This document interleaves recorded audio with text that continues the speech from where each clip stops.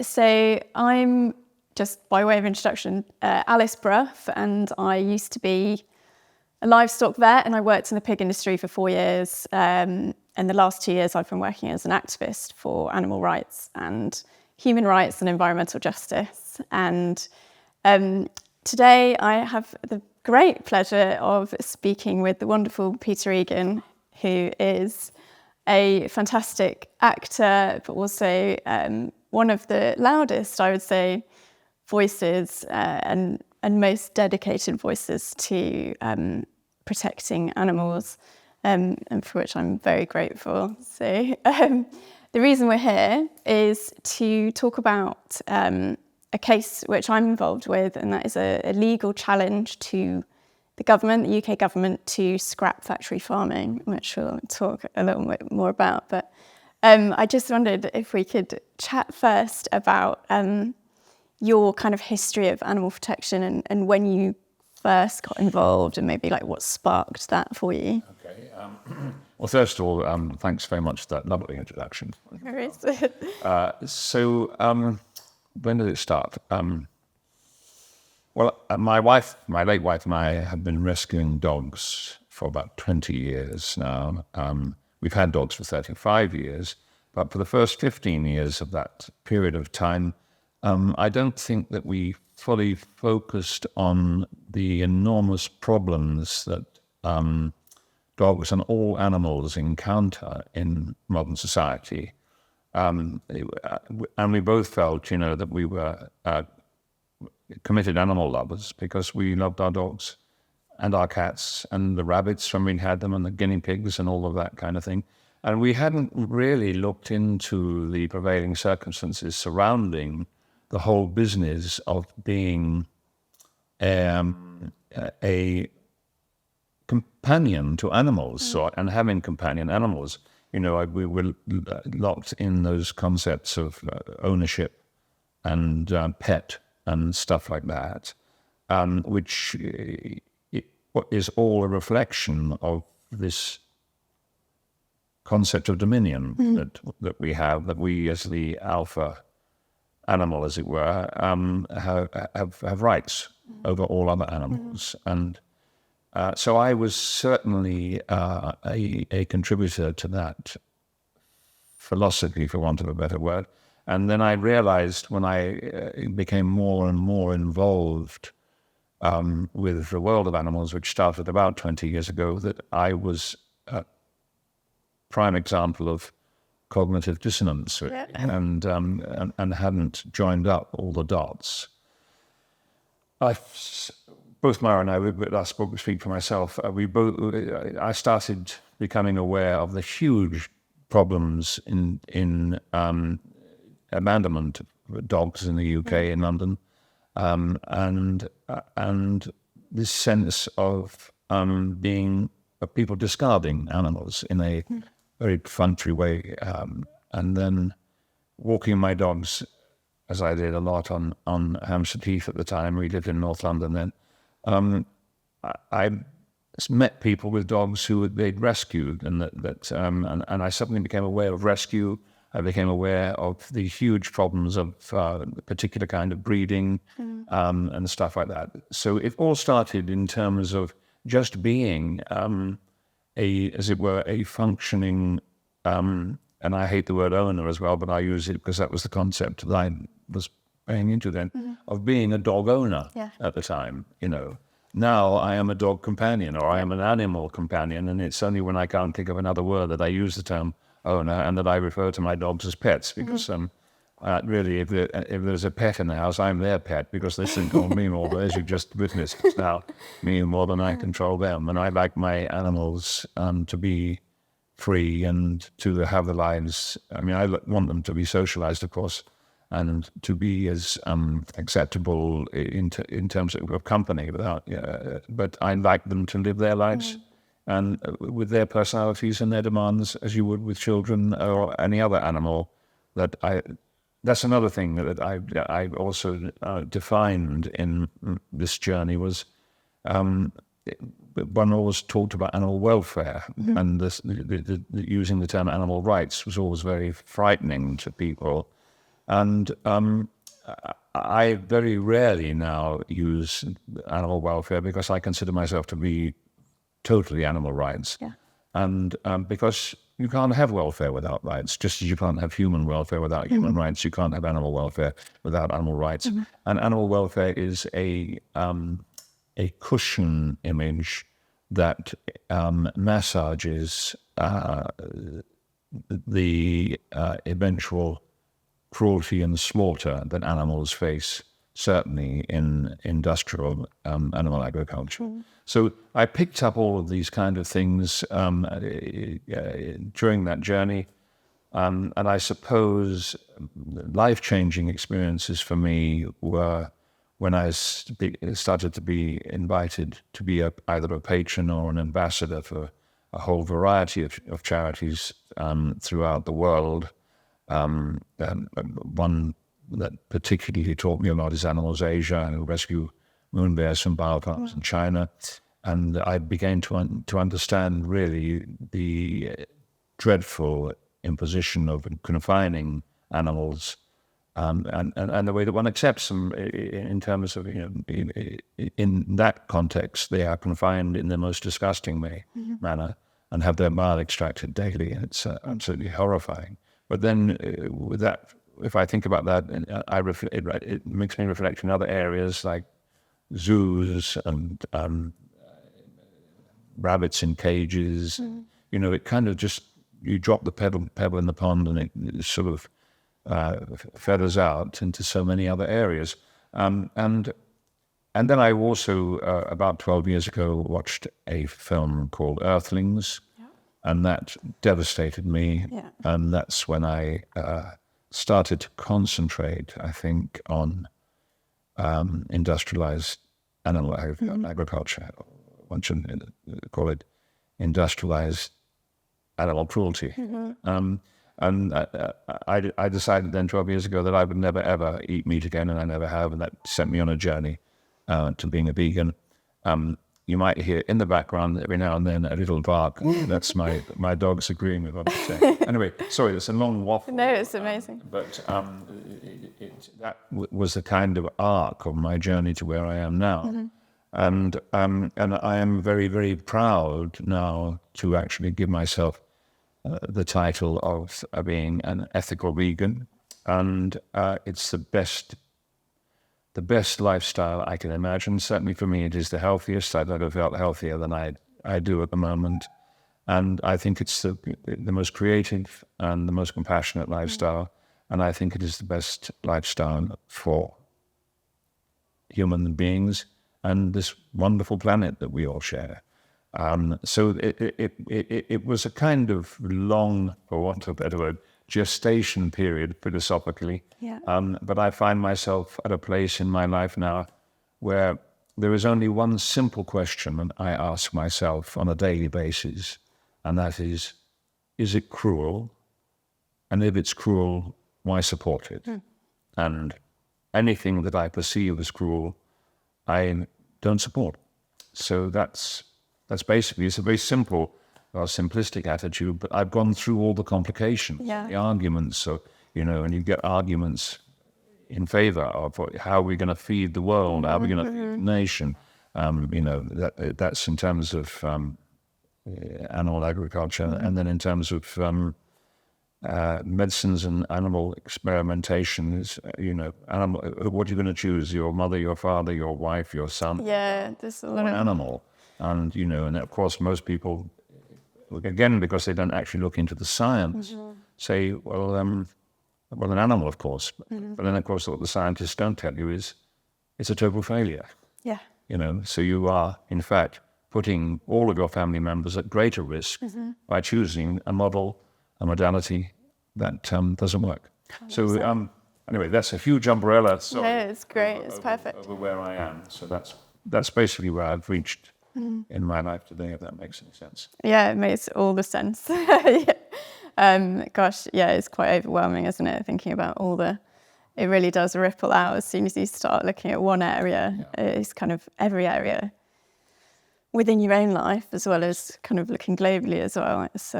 It must have been quite tough. So I've only been vegan about 4 years, and that was kind of as a result of obviously my experience within the industry, the meat industry.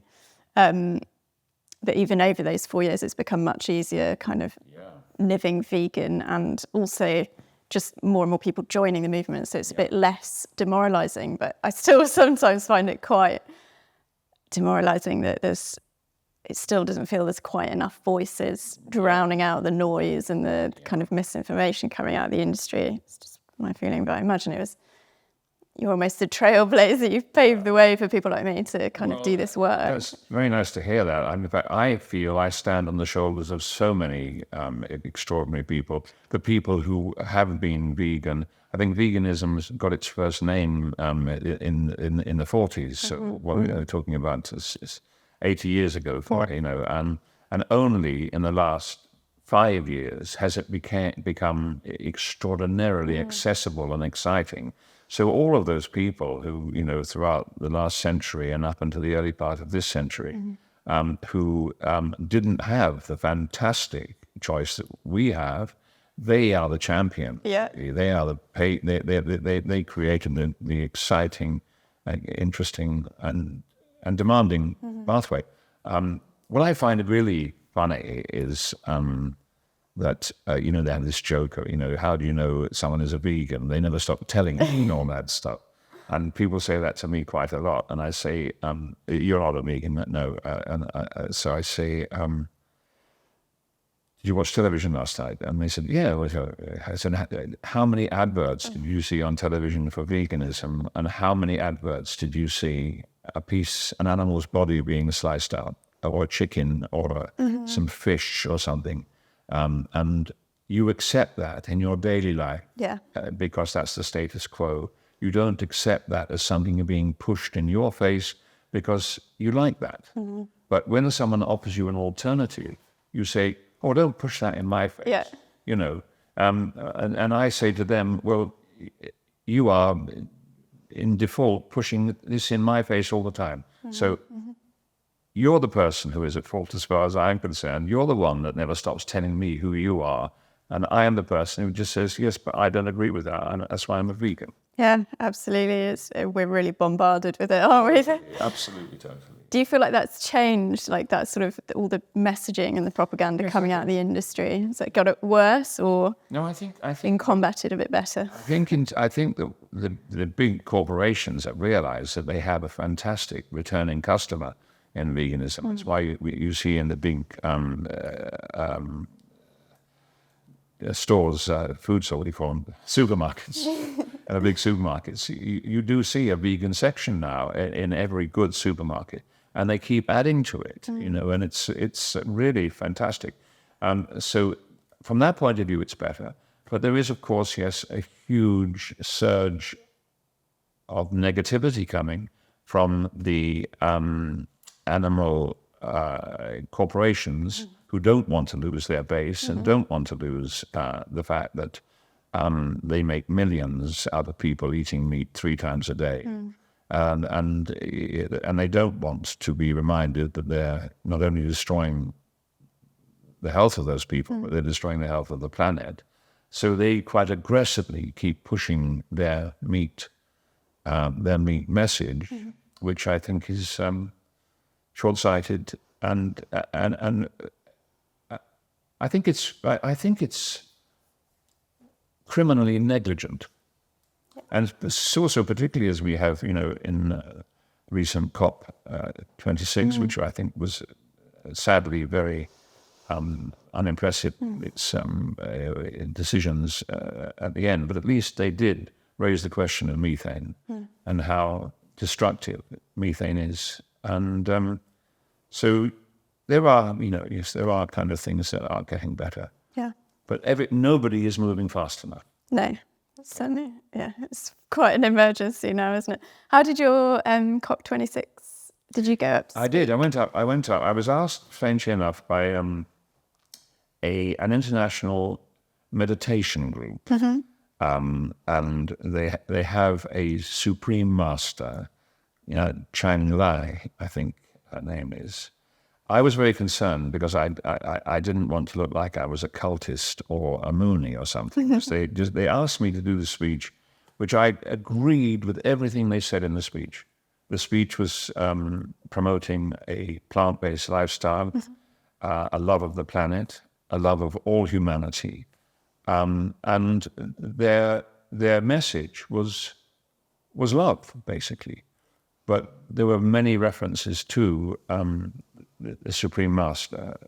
And I said, look, this is very diverting from my point of view, because if I mention the Supreme Master, generally, as amazing as she is, on every page, people will not listen. So they were and they said, look, don't worry about that. We're very happy with that. So.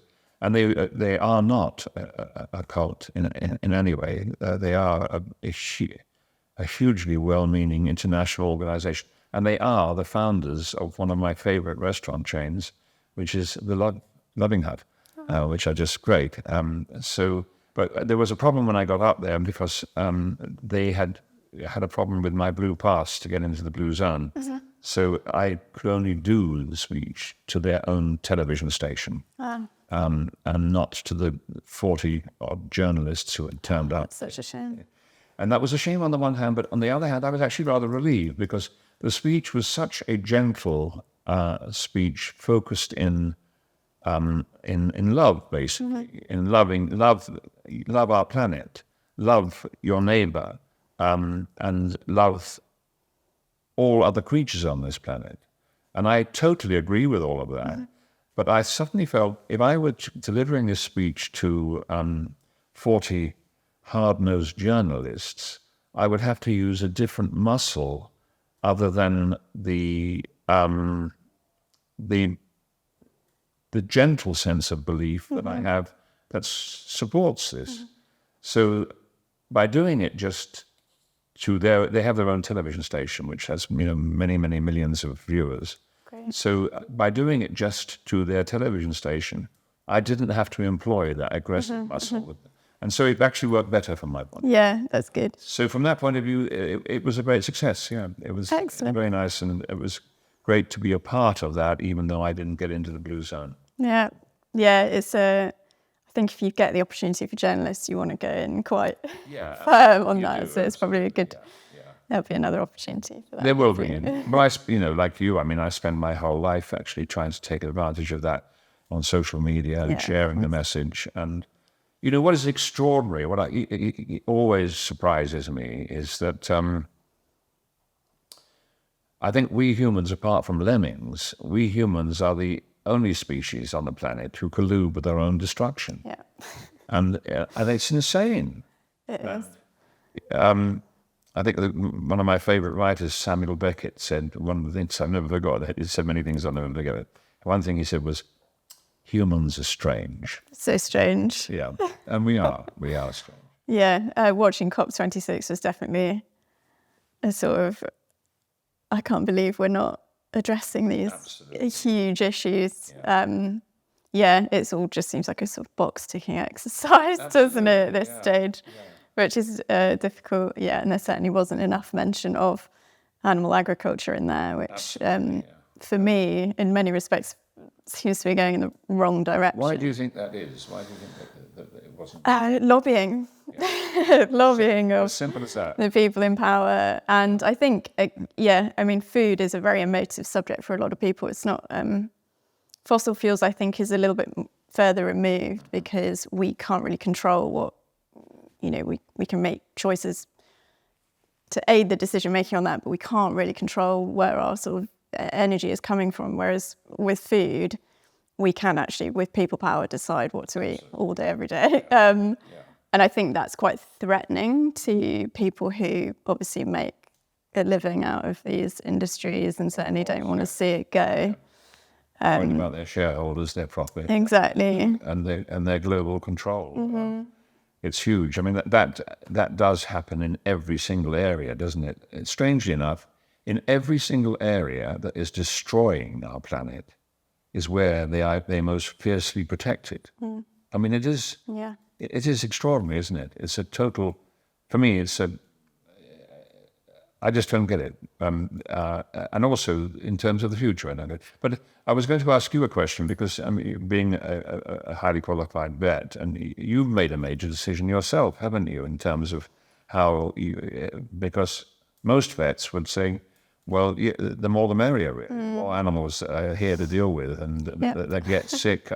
My job is guaranteed. Yeah. So, what made you make your big decision? It was just many years of seeing hideous suffering every day. I kind of went through that phase of I'll eat organic and free range, and then I was like, I'm actually seeing all the same awful issues. And then just seeing like the sheer volume of waste coming out of these animals and that then going onto fields, and you can see that it's leaching into waterways and destroying ecosystems that way. And, you can smell all the ammonia coming off them and the polluting effect that is having and the damaging effect that's having.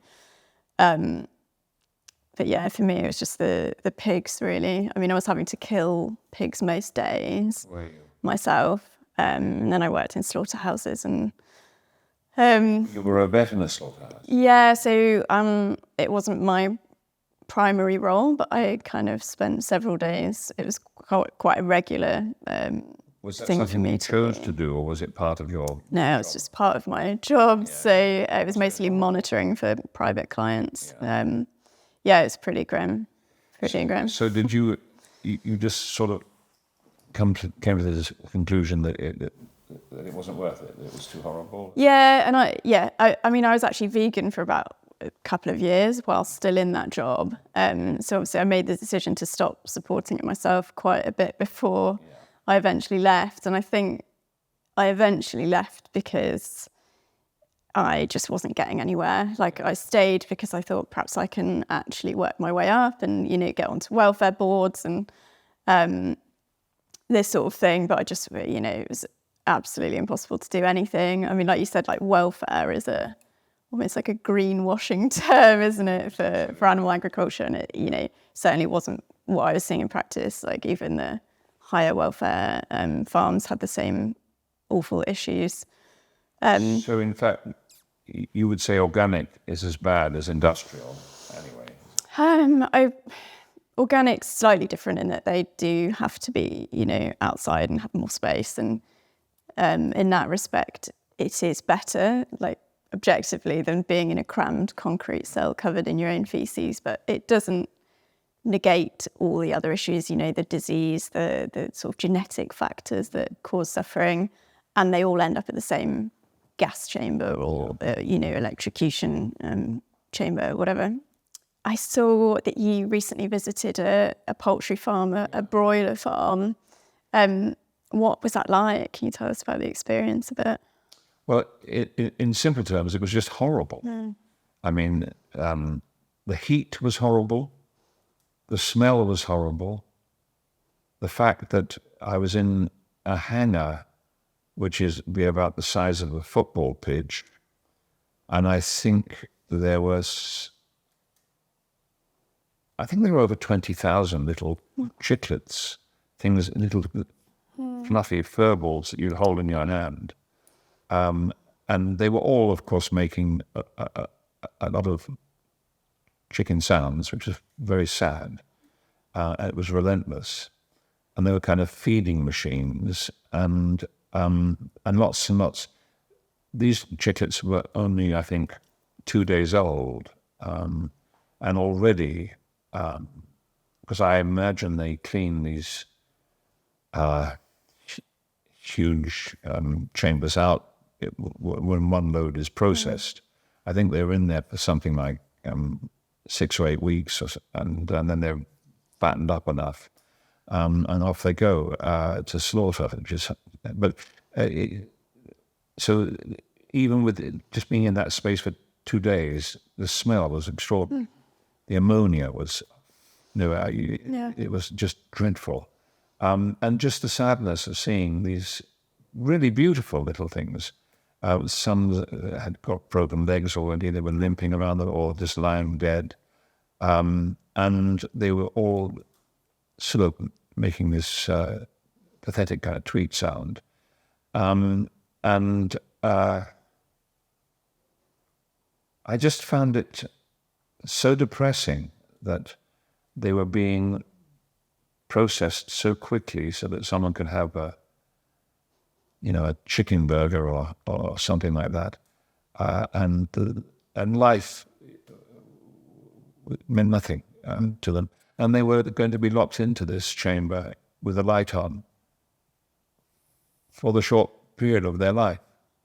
I found it incredibly depressing, and the conditions were appalling. The smell was appalling. Everything about it was just shocking. And we snuck in late at night, and it was those awful bright lights, as I said. And I got back home, I think, at about 6 a.m, and I couldn't go to sleep. I just sat there thinking about it in a very depressed state. And it kept coming back to me for weeks and weeks afterwards. It's horrific. We human beings have no right to impose that kind of disgusting cruelty on something as sweet and as vulnerable as a little chick. Bad enough what we do to all the other animals, but that seemed to me to be, and I think that chickens are the biggest victim at the moment. In that we process. I can't think of another word that is adequate in terms of that factory line. We process more chickens for food than anything else at the moment. Second to pigs out there. Yeah. And I just think, what gives us the right, just to do that? And if one is worthless, it's just chucked in a mincer. And they're separated by these kind of machines. They're hoovered up. There's no value to their lives other than the end product, which is a burger or a chicken wing of some kind. It's just horrible, devastating. Yeah, totally echoes my daily experiences of the old factory farms. But yeah, like you said, 2 days in and the smell was already so strong. It's common, of course, yeah. Well, with that amount of little things, it wouldn't be, I suppose. The other thing which really disturbs me, Alice, is most people don't either think about or care about, I don't know, is that, am I right in thinking that 80% of all the antibiotics sold in the world go into the food industry? Is that right? Yeah, it's over 70% worldwide. I think it's 80% in the US.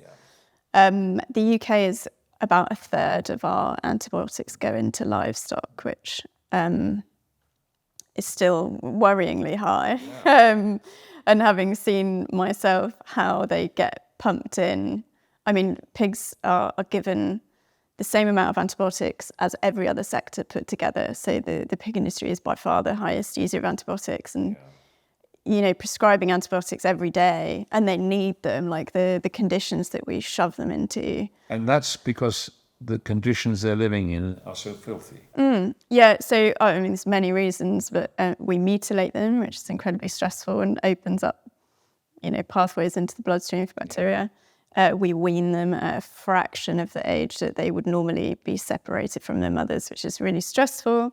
We put them into barren, cold environments where they end up living in their own waste. And the stress is such a huge factor on their immune systems that there's various phases in the sort of cycle of production where you can almost guarantee that they're going to need mass antibiotic use. So all of this process happens to produce a cheap product because these living creatures just become a commodity, a product.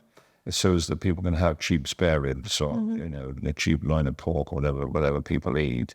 But in order for them to get from this industrialized factory like life they have onto a plate, they have to be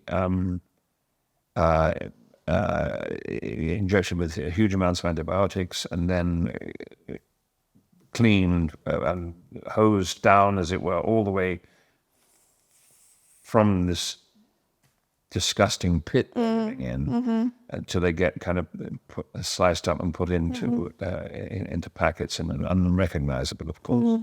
And it's shocking, isn't it, that people who go and choose that for their food never, ever, ever see that journey or think about that journey. No. I think that all supermarkets that have big meat departments, instead of having smiley cows in the background for cattle or sheep and in the field or looking, this, they should show the factory line in slaughterhouses. 100%. And say, this is that. So do you agree with that? Are you going to subscribe to that and support it? Because it's that degree of cruelty that gives you this piece of bacon. Yeah, absolutely. I think everyone should have to watch Earthlings, actually, if they want to eat meat or exploit animals in any way. That's one film that will never leave me. There's a consultation at the moment, actually, for welfare labelling, which, would be a step towards something a little bit better in that sense, in that they'd have to What is that? What is the detail of that? Well, I haven't filled it out yet, but I think it's the premise that you put on a package if something has come from a factory farm or, this animal didn't have bedding and this animal was grown in 6 weeks and, at a hideous rate. That sort of thing. It's what's on the tin. It's what you get. Yeah, a little bit better. Obviously, it won't show the pictures. I'm sure you have as well. It's something I've argued for a long time, having precise labelling. It's never going to happen, I don't think, because people who control corporations don't want anything that besmirches their product, like reality. No. Certainly not. No, that's why they make up farm names to make it all sound lovely and local, and let's say that makes it better. They should be sewer farm, shit farm. Yeah, big time. We won't go into those. But anyway, it's shocking. It's horrible. Yeah, 100%. So coming back to the case a little bit, which kind of predominantly centres around pandemics and antimicrobial resistance. So the case, so I'll describe what we're actually doing here, it'd be useful. So I am a co-claimant and part of a small team of volunteers who have submitted it's a 1,200-page application for judicial review, which is to look into the UK government's response to factory farming, so their approach to factory farming animals.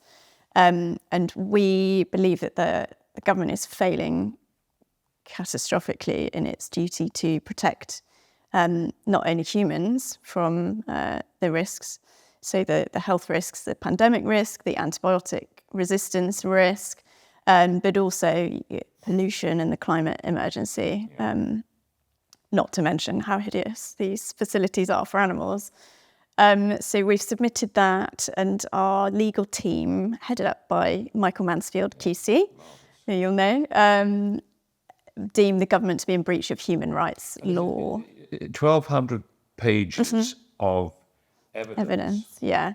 So we had... That's staggering. It is, yeah. It's quite an impressive booklet. But we had over 80 expert statements from scientists, health professionals, vets, researchers, that sort of thing. So it's very hard to ignore the evidence in that, in terms of what these farms are actually doing to our health and what they could be causing. We're in the middle of a pandemic because of how we interact with animals. Like it's something that really needs to be brought to the fore in my eyes. No, absolutely. I mean, predominantly because of the wildlife markets in Southeast Asia, but people forget that the same kind of zoonotic diseases are created in the conditions that animals are brought up in the UK as well. Yeah, absolutely. Yeah, I mean, this particular pandemic we're in is obviously from, the theory is wet markets in Asia and the way that the animals are farmed there. But a large proportion of the pandemics in the last 100 years have been from, poultry farms and the way that we're handling certainly poultry and pigs are very high risk in terms of influenza and that sort of thing. It's interesting. I have visited some of the the wildlife markets in Indonesia, and it's mind blowing. The cruelty is absolutely shocking, and when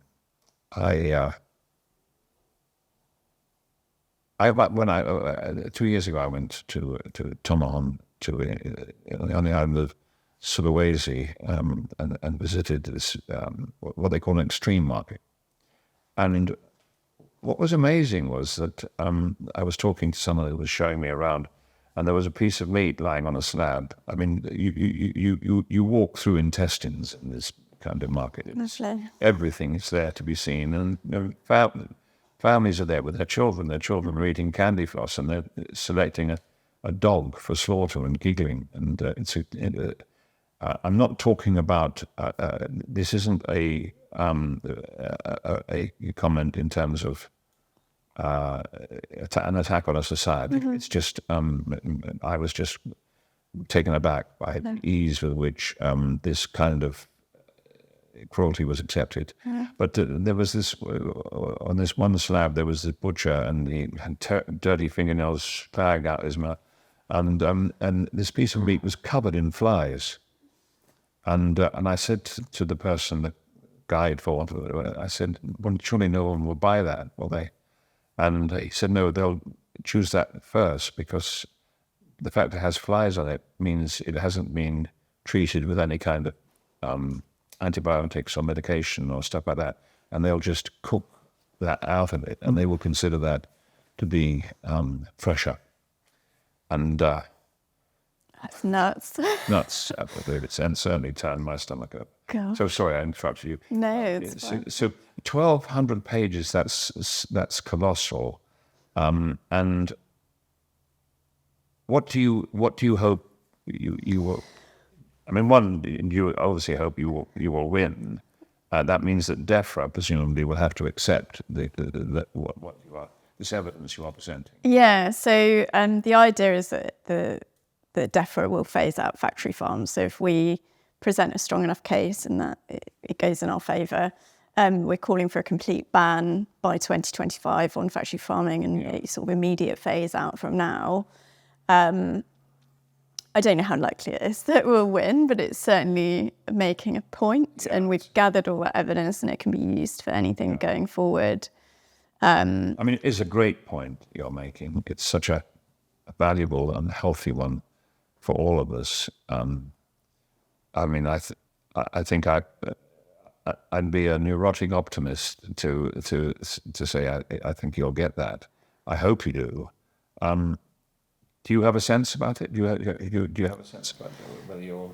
I'm not sure. It's early days. We've got an oral hearing, which we have 2 hours to sort of present as to whether it will go to judicial review, and we can apply for more time as well. But yeah, I'm unsure. It's my first sort of obviously big legal case. It's a world first, actually. This legal case. So, but yeah, why are you particularly supporting our case? Because I think it's right. Simple. I mean, there's not. It's a black and white argument. Mm-hmm. It's right, because industrialized animal agriculture is destroying our planet. Mm. As you said earlier, it destroys the waterways, destroys the soil, destroys people's health. Mm. It's simple from my point of view. Yeah. I support it because I think it is the right position. Mm-hmm. I would be very, very happy to do away with all slaughter. Of course. And but having a factory of cruelty, why in the modern age would anyone support that kind of destruction and abuse and carelessness? Mm-hmm. And it's mind-boggling. Mm-hmm. So I do think, long after we're all gone, possibly or probably, that people will look back and will say, "Do you know, 100 years ago, they used to eat animals." Mm. They never thought about these animals as having a life of their own. They didn't think of these animals as individuals who do the same sort of things that you and I do, which is hopefully create families, have relatives that you care about, have feelings. They didn't think about all of that. They thought, oh, this makes a great sandwich, you know? And It's grotesque. it's grotesque. I mean, and I do think that future generations will look back at us with, I hope, contempt, but certainly sadness. Yeah. Yeah, I feel quite glad that I'm on the right side of history on that one, so that, you know, any future family don't think I was awful. Yeah, you've raised some really good points in that. And another one is thinking about pandemics and also COP26 and all this recent stuff.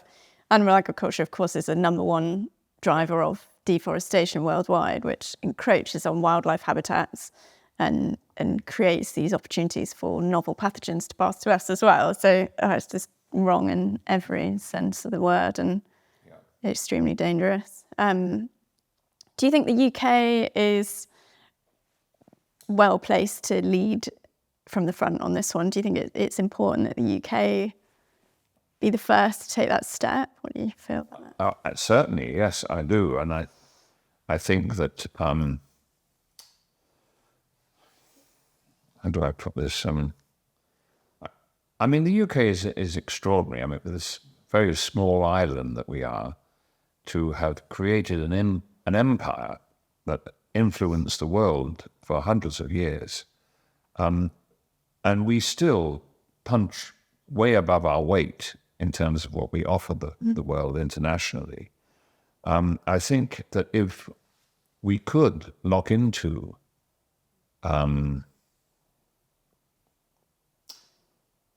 the positive element of care and compassion and empathy, and to try and encourage our society to not accept violence as a daily practice in order to give us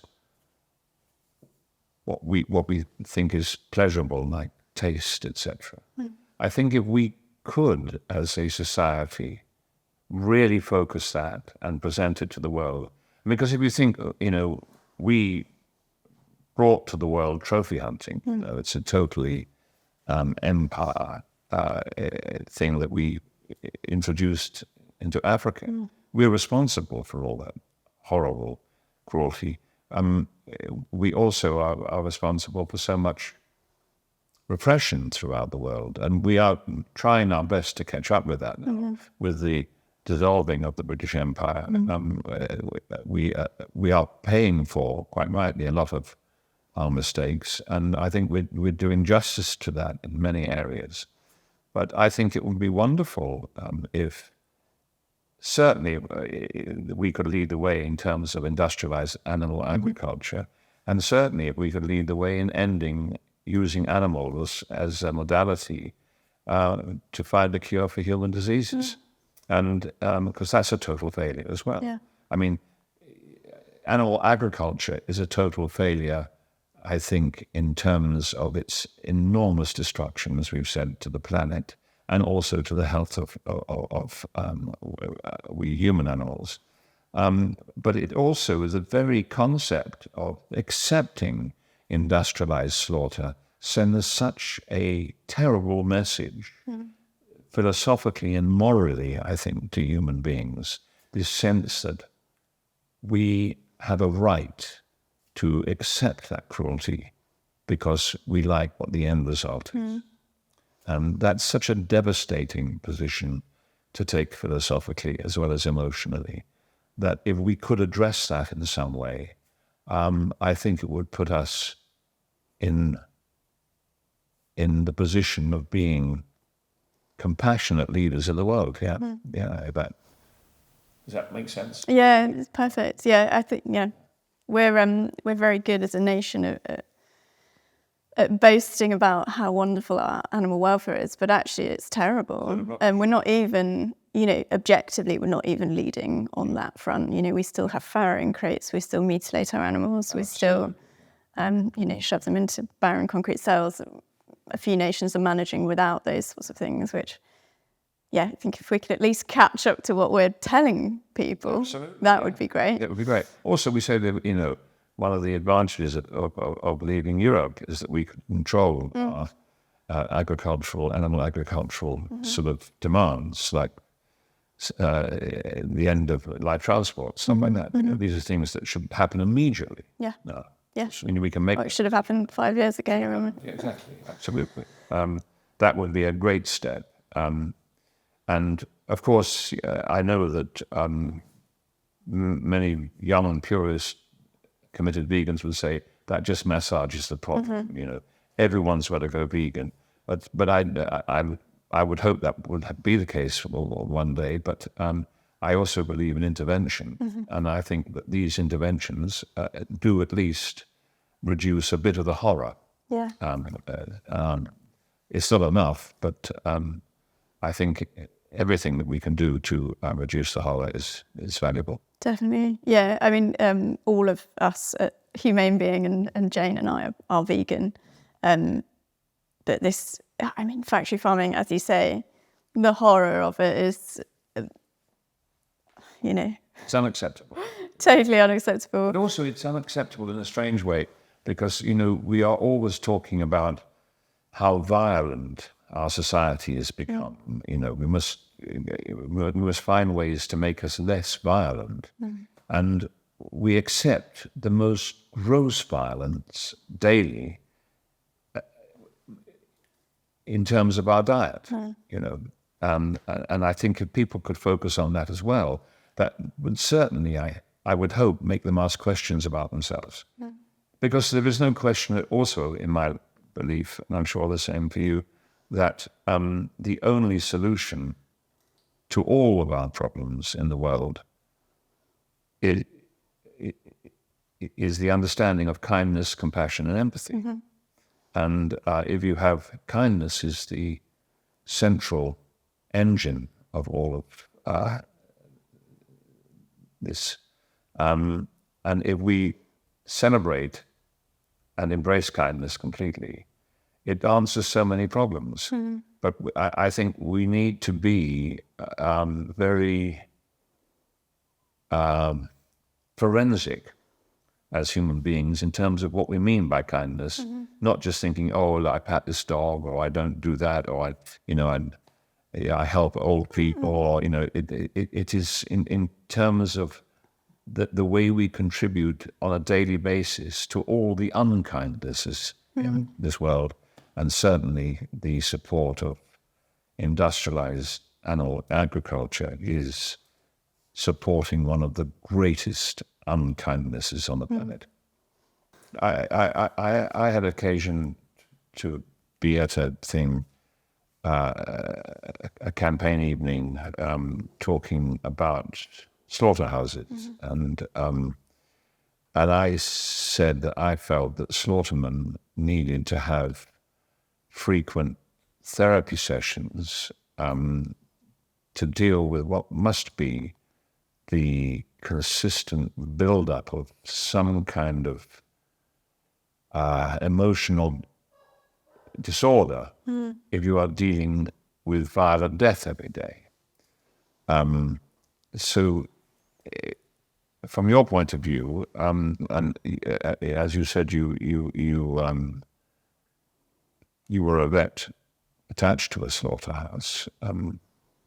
Did you encounter that? Trying to think of the right phrase to say, strange behavior, not normal behavior within the people who actually perform that function. Certainly. It really varied. I think there were definitely some people that I spoke to that hated the job, and they didn't really have any other option. It was just a way of making money, and I had some interesting conversations about what they'd seen, and the pigs struggling, suffering, and having awful deaths quite frequently. When you say, look, I don't want to elaborate too much. When you say awful death, what do you mean by that? Just slow, drawn out, painful.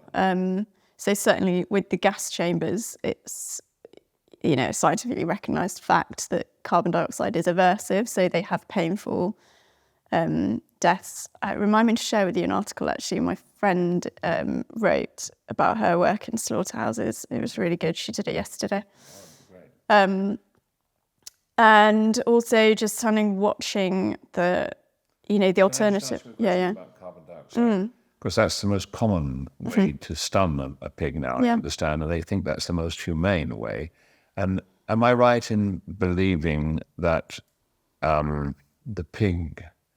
pig's lungs burn from the inside because of carbon dioxide, and it's extremely, extremely painful? Yeah, so it's definitely painful. There's also a question over whether it's quick enough and effective enough, because it's quite slow anyway, because they get lowered into the sort of increasing concentrations, and you can see, if you've watched them in the chambers, you can see them sniffing it and then panicking and then screaming and then absolutely trying their hardest to get out. But also you counter that with the fact that a lot of pigs coming through these slaughterhouses will have diseased lungs and damaged lungs. So trying to get the gas concentration correct to induce unconsciousness immediately is very, very difficult. Why are their lungs damaged?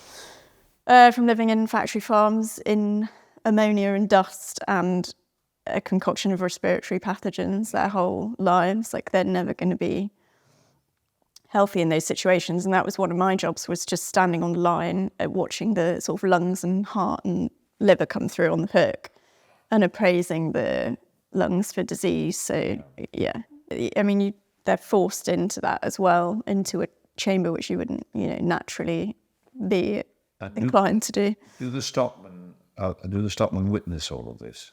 No, so actually it usually just drops down and you can't see. Some places you can see down, but there's been undercover footage taken which shows very well the effects. But actually, DEFRA have done recent research on it to try and find something more humane. We've known for decades that it's an inhumane way to kill pigs. There isn't actually an objectively humane way to kill pigs. And there's research that's gone into it that concluded there's nothing economically viable, so we just continue with that. So it's economics, basically. Exactly.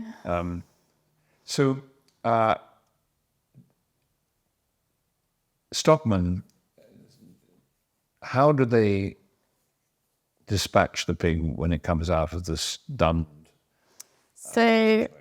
It's varying ones. So when they come out of the gas chamber, they are just hung straight up and stuck in the throat. So a large blade through the blood vessels there. So hooked up by a hind leg. Yeah. And bled out in that way. When it's the smaller slaughterhouses usually employ electronarcosis. So you might have seen the paddles that go either side of the head and electrocute them. That, in my experience, is so hit and miss, both through human error and equipment failure. You have to get the exact right voltage going through the right place. I've seen that bodged so many times, 50% of the time sometimes. And then they're strung up and bled. But obviously if the stun hasn't worked correctly, they're just being bled conscious. How long does it take to bleed them? Again, it varies. Again, human error, if you don't quite get the blood vessels correctly, or if the pig is moving around a lot, it kind of varies between 15 and 60 seconds probably. In some cases, I have seen pigs conscious when being dropped into the scalding So after they've bled, they're just dropped into scalding water, are they? To clean them off. And then they're dismembered after that, are they? Yeah, and then they go through this horrifying burning thing. It's rotating flames that sort of burn off all the hair, and then they go through the processing, which varies. All these lovely technical details for you. It's so depressing. It's hideous. It's really upsetting to hear it. So how many stockmen are there on the line processing this and watching this, and what does it do to them? So usually there's like one person operating the paddles, one person doing the sticking, and then several people doing the different parts of the processing, so splitting the carcass, taking out the innards, all that sort of thing. In your bigger slaughterhouses with gas chambers, there's hundreds of people working along the line doing each small bit. And how many pigs, on average, would be processed in an hour in this way? Bigger slaughterhouses will do like 3,000 a day. So what's that? And this is 24-hour day or what? No, just a working day, like 7 till 4 usually. So that's 9 hours. With a 3 break. hours. So that's Divided by 8. 40 an hour or something. Something like that. Maybe more because they take breaks as well. Smaller abattoirs are much lower throughput, but... am I just imagining it to think the noise must be quite appalling? Yeah, it's awful. Just have ear defenders on all day because you can hear them screaming. And so these people, the stockmen who are doing this for whatever reason, are dealing with the most horrific death and blood and guts every single day of their lives. Did you get to speak to them and find out how what Yeah, I spoke to some. As I said, some obviously don't really enjoy it. They've got their kind of reservations, but it's a job, or perhaps it's like passed down in the family. That's something they're just expected to do. I think a lot of people, and I was one of these people when I was sort of working in those environments, you just get through the day. Like you try to compartmentalize, carry on your conversation with the people around you, just focus on. So you could be a car cleaner. Exactly, yeah. And then obviously when you go and sit back in the car at the end of the day, it all sort of floods in quite hideously. And then I think some people probably quite enjoy it. Do you really think that's it? Yeah. What would they enjoy? The slaughter? Yeah, I think so. Just taking out violence or violent tendencies on something. And you could actually detect that in the people you spoke to. Can you explain how it sort of manifested itself? So, I mean, it's quite an interesting environment. I have often felt quite threatened in these sorts of environments, not really the bigger ones, but the sort of smaller abattoirs where it's all quite up close and personal. It's quite strange. It's obviously like very male dominated, quite leery. And there's that sort of quite strange, like laughing and joking while doing a job, doing things which wouldn't, don't necessarily need doing with such violence, and seemingly enjoying it. Similarly, I've had experiences on farms where farmers are very clearly taking stuff out on the animals, taking their inner problems out on the animals, and even in front of me, a vet, kicking them, punching them, yelling at them. And you just think, like, what must they be doing when I'm not here? Like, if they're willing to do that, and obviously I didn't just stand there and let them do it, but I just knew very well that as soon as I left, it would carry on. Devastating. And there's... Yeah, I mean, I would imagine if you're dealing with another life as your job, if your life isn't going the way you want it, it's harder to take it out on your partner or your family. So you're going to take it out on another life. And the poor innocent animal gets it from both ends. It's just devastating. Yeah, and I think some people just don't even see them as sentient beings. So, I mean, I've had experiences where, a stock person has picked up a piglet and thrown it against the wall, and I'm like, what are you doing? You literally can't do that. And they've responded with, oh, don't worry, we only do this inside, as though that, like, out the view of the public is what I was worried about, rather than the actual animal that they've just thrown against a wall. And they just didn't think that the pig felt it. I don't know what they thought. I don't know. And then I worked. So when I was 18, I worked on a big intensive pig farm. This is the whole reason that I geared my career towards pigs, was 6 months labouring on a farm, and one of the workers there used to save up the finisher pigs that needed euthanizing, and he'd get a crowbar and just put them in a pen and just like beat them to death with a crowbar. And he obviously really enjoyed doing that because we had a captive vault available. We had, proper methods of euthanasia, but he liked to do it with a crowbar, which is very worrying for me, like in terms of what that is doing to society. And we're teaching children that it's okay to murder animals for our own pleasure. There's a psychopathic tendency there, isn't there? That's totally. worrying. But then, is it true that a lot of, or maybe it's changed, how many years has it been since you haven't? 2 years since I stopped, and it was 4 years in the industry. People used to say that most of the people who work as stockmen are Eastern European. Is that true? Yeah, there's quite a lot. I mean, the worst people I've met have been British, if I'm honest. Have they really? The sort of foreign work, I mean, it really varies and you can't completely generalise. No, I know. But yeah, often, and that's why the pig industry is in crisis at the moment, because the labour is so short, because we've told them all to go back to the EU or whatever. That's one good thing. Right. Well, but when you say that the most cruel were the British, in what sense? I'm just thinking, like, all the ones that I've really had like quite a horrifying moment with: the farmer that aimed a shotgun at me, the farmer that crowbarred the pigs to death, the farmer that threw the piglets.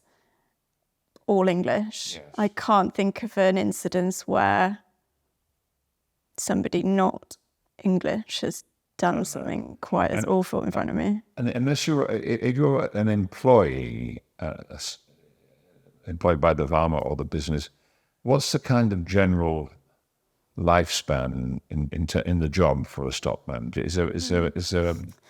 Really depends. Probably not great. I think the turnover's quite high unless you are happy seeing animals suffering, or you're very, very good at compartmentalising it and not looking at what you're actually doing. Well, I do hope that DEFRA listen to what you're giving in those 12 pages, and 1,200 pages. Yeah. And I do hope it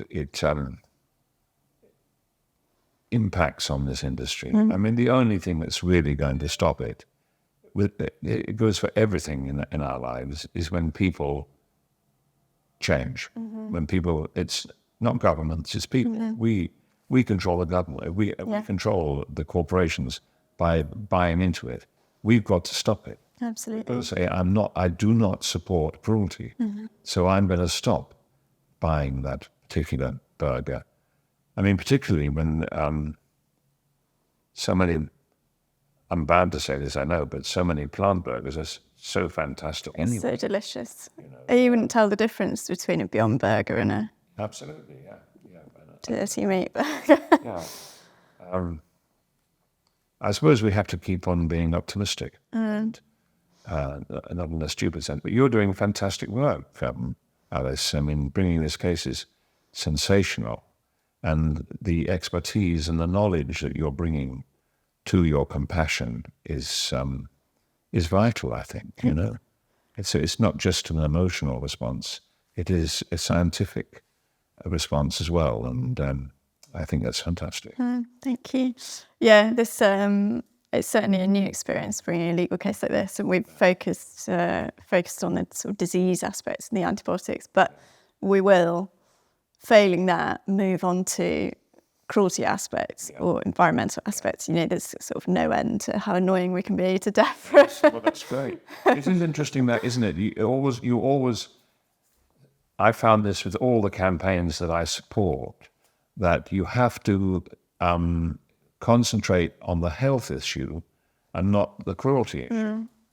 It's as if we as human beings accept this cruelty because, as we've said earlier, it's because I want to eat it.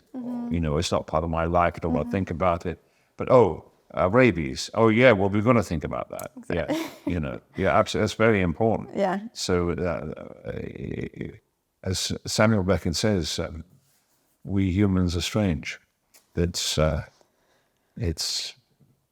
very sad. Yeah, I think we really struggle grasping like concepts. So like the concept of climate change, because it's not affecting us too deeply right now in the UK, we really struggle to extrapolate from that and realise that we need to do something now to stop it. In the same way that, pandemics wouldn't have been something that we would have used as our primary in this case. But as we're in one right now and everyone's so inconvenienced and so many people have died, it's something that people care about at the moment. Well, what is interesting about that, and I think that's a very good point, we've had this 2 years of extreme restrictive practice and new norms. I don't think the greater world is saying this happened because of animal agriculture or abuse of wildlife or abuse of animals. It's happening all the time. Therefore, how can I solve this? One of the ways I can solve this is to stop eating them. I don't hear the world saying that. Which is bizarre, because that is the only way, the only way we get pandemics is through interfering with animals in a way which is absolutely detrimental to them. And it's bonkers that we're not.